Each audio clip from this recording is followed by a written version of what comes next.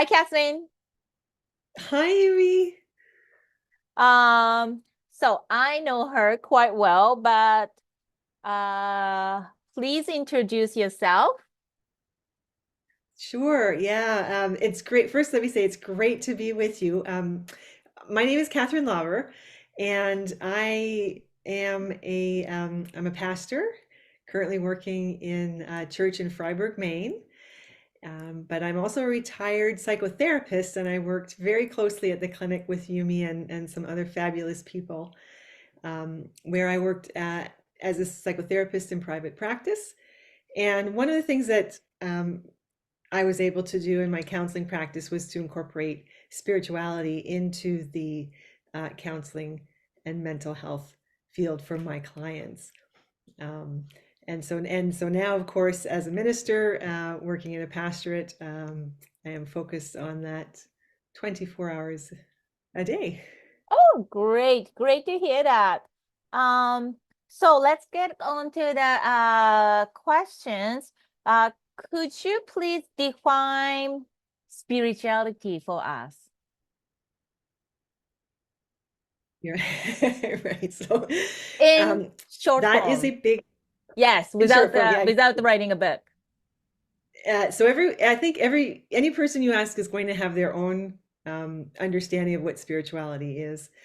Um, my understanding is that it's that interconnection with something transcendent, something greater and beyond ourself that helps us find a sense of purpose and meaning in our lives, helps to answer those big questions of who am I? Why am I here? What is my purpose? And spirituality can have practices. It can be experienced in aligned with a faith tradition or a formalized mode of religion, or it does not have to be aligned with those things. So spirituality, it is very vast, very broad, and I think when you ask, anyone you ask, you're going to get the same number of responses of different responses. So Amazing. yeah. Now, so this interview is a part of the series that I'm doing about the stress.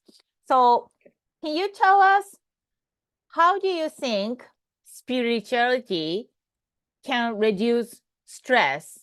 I assume it does. Assuming it Yes. does, and then I'd like you to elaborate how spirituality can help to reduce stress. Okay, so first to answer your question, you're assuming it does. Yes, it does. So there's many studies that show that religious and spiritual practices help people to reduce their stress levels and manage the stress of life. Now, the reasons for that are varied.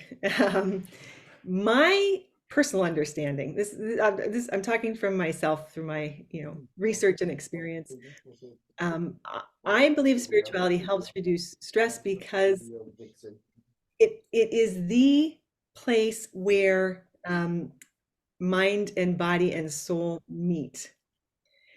And so I think it's becoming quite a common understanding these days that we are more than our physical body.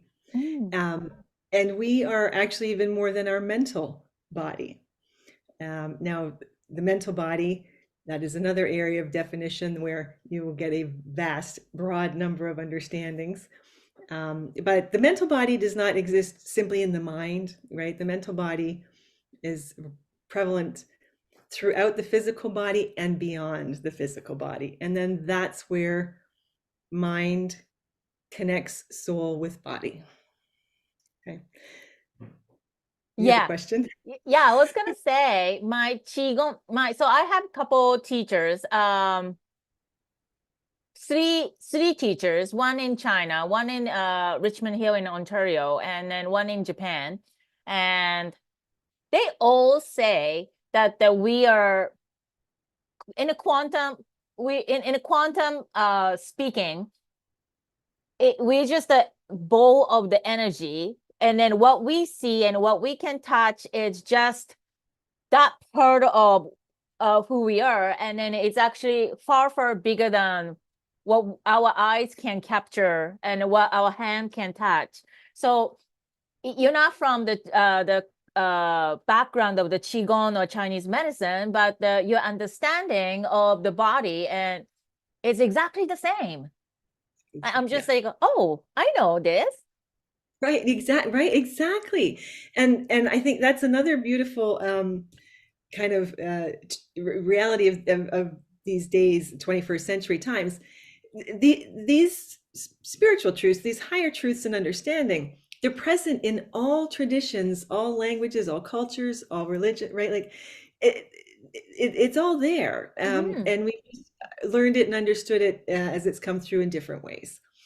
And so but for that reason, that's why, coming back to the question, um, I think spirituality is one of the best ways to help manage and reduce stress because we have access to so much more resources than just kind of looking at physical treatments. Right. Are good as well. Yeah. But the spiritual side can be, there's studies that have been shown how prayer and meditation help regulate the nervous system, help our heart rate come into coherence and alignment, which then helps our body relax, helps our mind relax. There's studies that show how using sound, whether it's singing or chanting or meditating with sound, this resonance and sound has an impact on our nervous system, again, helping it relax and calm and move into balance and harmony. So that And so, sound is like what we make, or can the sound be just, can we just capture it through our ear, or should we make the sound? yeah, great question. So absolutely both and all, right? All forms of music, sound, harmony, vibration have this effect. But for each individual, the sound of our own voice is what is powerful to our own body, right? Makes sense. Oh. So when we make sound with our own voices, um, it has an impact on our body and nervous system. So one of the tools that I often used with clients was just very simple practice of taking 3 deep breaths and exhaling with a nice big sigh. So making sound and allowing that sound to flow. That can help, reduce stress and put us into a moment state of calm. And then we just build up those moments over time, and then it becomes more of our state of being. Do you want to talk about your crystal ball? Because you do crystal ball therapy, and in our previous collaboration with the breathing exercise, you played a beautiful crystal ball sound to go with the breathing exercise, right? Would you like to talk about your crystal ball? Would love to. Thank you. Yeah. So it's relatively new, and I started working with crystal singing bowls because I had an experience of a sound bath that for me it was spiritual. It was transcendent. It allowed me to move into this deeper state of consciousness, deeper state of being, right, and experience that deep peace. And so I bought some bowls and I took a course, and then I working with them, and I incorporated them into some of my therapy practices to help people to manage anxiety, to reduce panic attacks, to help shift and release anger, to help mediate addiction cravings, and for overall sleep, right, and to help people relax and sleep. And so the set that I have, and I do meditation on a regular basis, it's very calming to the nervous system. The sounds that the bowls that I have and the sounds they produce, very relaxing, very calming, right? They're like a nice warm hug. And you know, the science is just starting to show, but it's very clear to show how sound and vibration works on the mind and the nervous system, which then impacts the entire body in very positive ways. Not just the physical body, but but the spiritual body as well, right? It's like a frequency and sound is quantum energy. So I would believe that the sound would affect our invisible greater part of ourself, the spirituality that connects to the universe. Yeah. Indeed, yes, it absolutely does. And when you match the sound with intention, and so whatever your intention may be as you're coming in, so maybe your intention is to practice forgiveness, or maybe your intention is to be more charitable, or right. The sound will. Amazing. This is also a big questions, but next question is, what can we do? How can we enrich our spirituality? And I'd like you to speak with and without religious practice and system. What can we do to enrich our spirituality? Right. Okay. So great. And you, like as you said, you can do this within the context of a religious organization. It does not have to be. But let's start there, because that's where I am working right now. Religious and faith traditions have traditions and practices that are geared exactly for this, right? Exactly to bring about spiritual health and healing and well-being. And so whether it is you know, praying a rosary bead, which is a very repetitive meditative like practice, or private prayer, communing one with God or source or divine, as you understand. Those times when we slow down and quiet our minds, relax our bodies, and get in touch with that inner being, right? Because it's not out there. It is out there, but it's in here too. Okay? So it's a both and so within any religious tradition, you're gonna have your practices, right? So if you're connected, or your culture has a faith or religious tradition, there's a wealth of ideas and informations to experience. Outside of religious traditions, what I'm learning, so I'm now located here in Western Maine, a walk outside in nature, right? Communing with nature, with the forests, the trees, the animals, that can invoke that sense of the transcendence, and that sense of the connectedness of all, right? That we're all connected. And anything else that kind of brings you that joy and sense of higher being. So dancing, right? Dancing can be what, right? Because you can also get lost in the movement and the sound, and then you kind of get out of your own head, right, into a higher kind of energy. So dancing is a great way. Reading and studying religious or philosophical texts, something that helps prime the mind to look at things differently, to shift perspective, and connect in that way. What else? You know, meditation and prayer. No, I was thinking, you know, I'm in Ontario, and Okay. people are busy, right? And then not everybody have a luxury of time to read, study, take a time to go for a walk in the trail. Okay. I suppose you have to have your intention first, you want to connect with the higher sources and universe. it probably won't come without that, right? Like you need a direction of your energy out there for their energy to the energy of the universe to come to us, and our energy and intention to want to connect with the universe needs to be out there. So this needs to happen first, and then something will happen.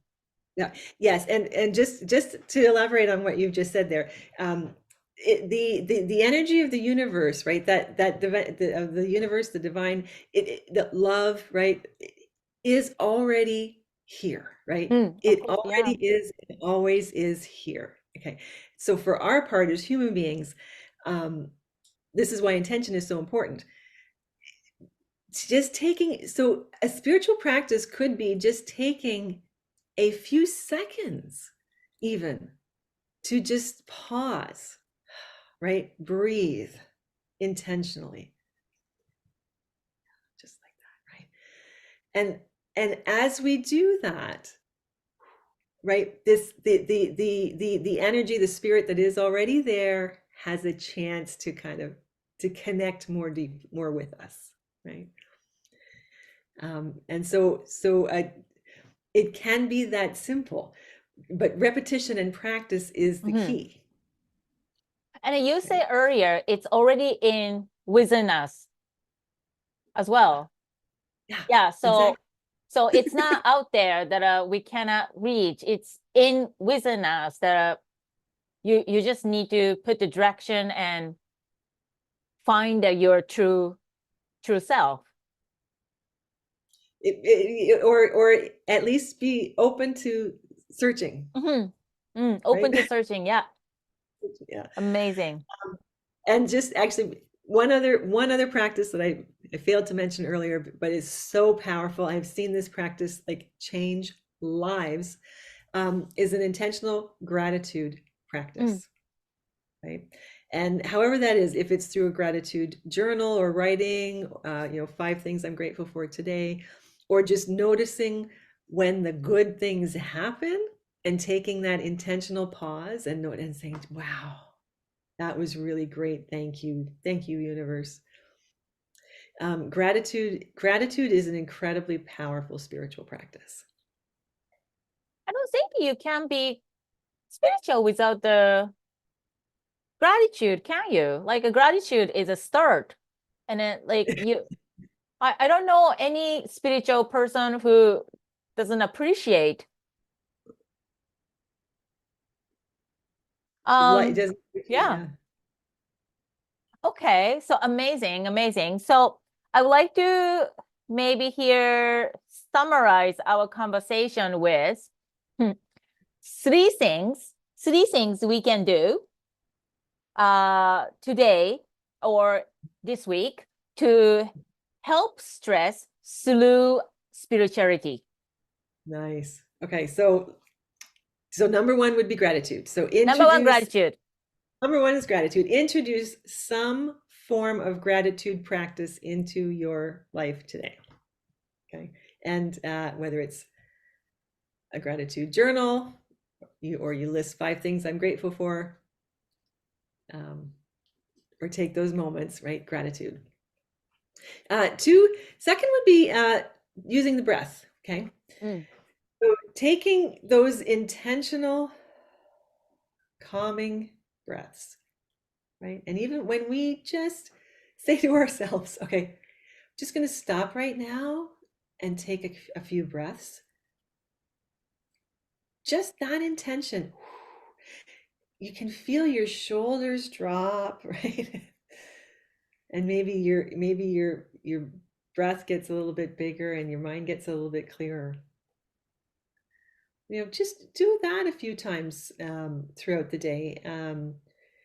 A good one practice is to set a timer, right? And so every hour, every 20 minutes, or right, however you want to work it into your day, that time goes off, you set things aside, you take that intentional breath.